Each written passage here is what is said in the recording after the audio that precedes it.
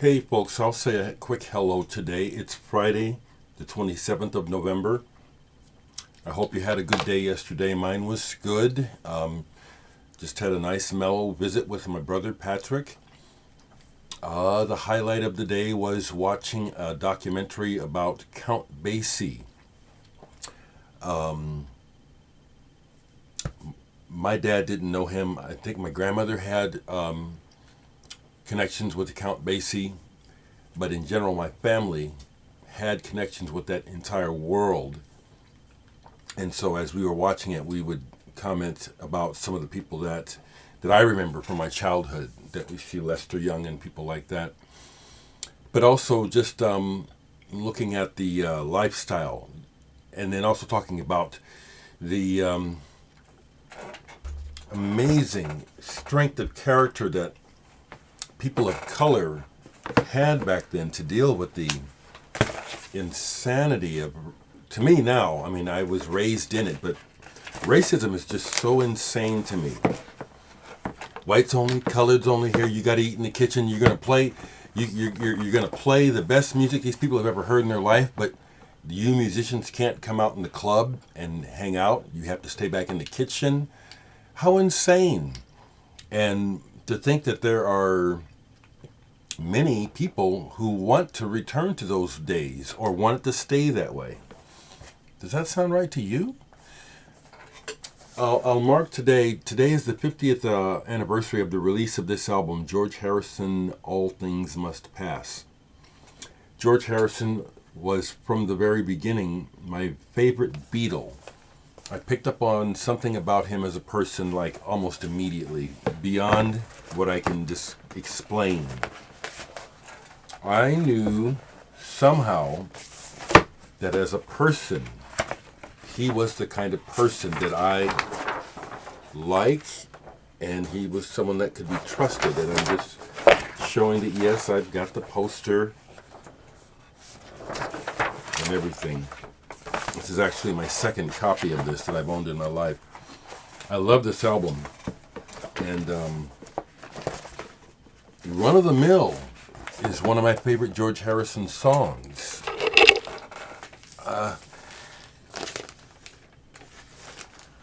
Goofy little songs like that by a lot of different artists. It'll be these songs that are kind of like off the beaten path of what everyone else is acclaiming by them, and they'll just resonate with me, and that's one of them.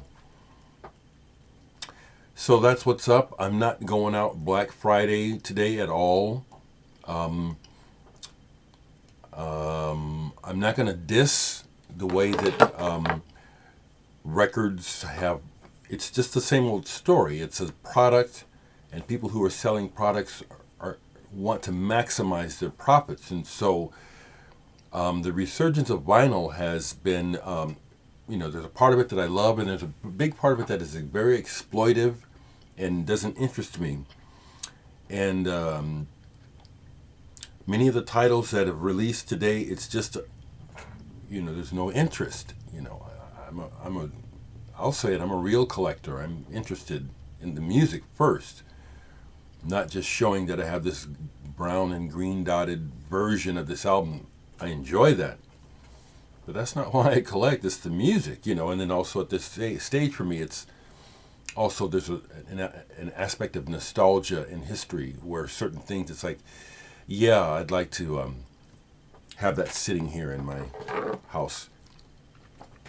Couple of quick mentions of music before I go, because yesterday it was a 9-minute video. It took almost 2 hours. I just hate that, and it doesn't seem to matter if it's on my.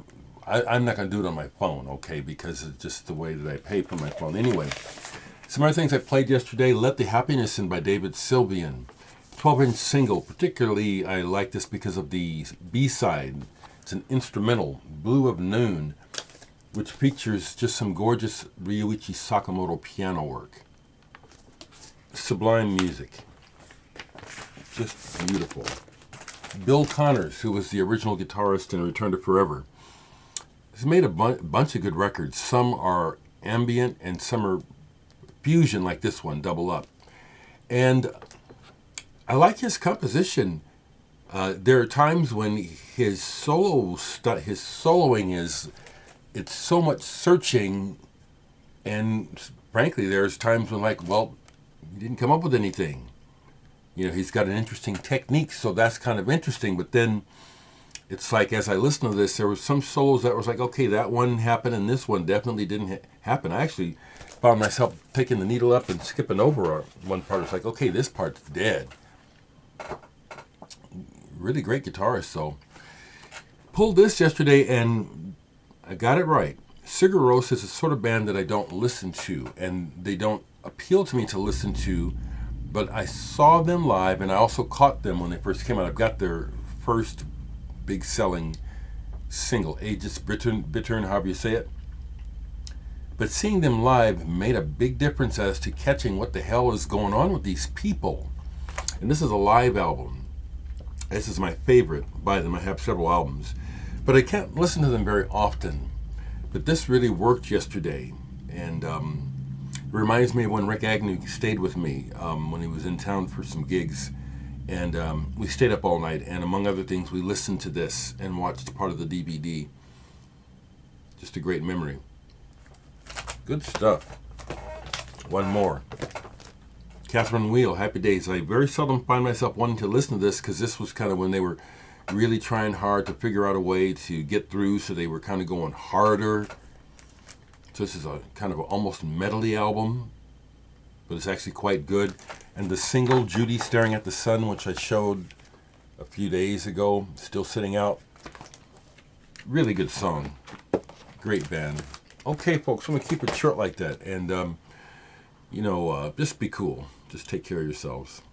Thank you. It was good to hear from all of you. Thank you for your love and solidarity and companionship.